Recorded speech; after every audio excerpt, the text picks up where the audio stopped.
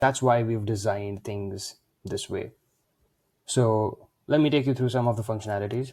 So getting started with uploading assets, um, it's a simple process. Now you just click on upload an asset, and then you get this pop-up. So there's two options that you can use here. One is to copy from your Bubble app editor and paste in, so that'll come in without workflows. And then the other is to copy with workflows and paste in with workflows. So let me show you how those both work. I'm going to build out a button here, um, demo button, right? And I haven't assigned any workflows on this, and anyway I'm going to just copy it, and then I'm going to paste it here.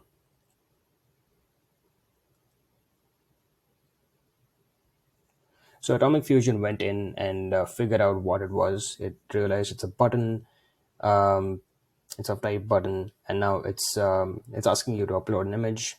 Um, let's do that one. Let's save it, and then let's come back here, and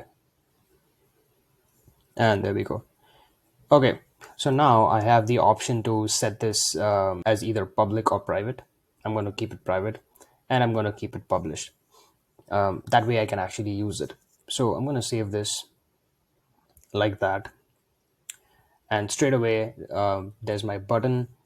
It's I can copy it from here, I can share it, I can edit it, and it also says that it's private. Now similarly, if I was to go in here and add a workflow on this, that's going to be my workflow. So I'm just setting a state on the button itself, and that's done. So now if I go in here and copy with workflows, I can actually come here and paste with workflows. So this will actually pull in the element as well as the workflows that are associated with it.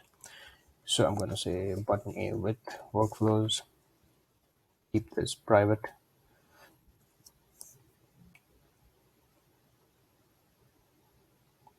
I'm going to upload the same image and save that.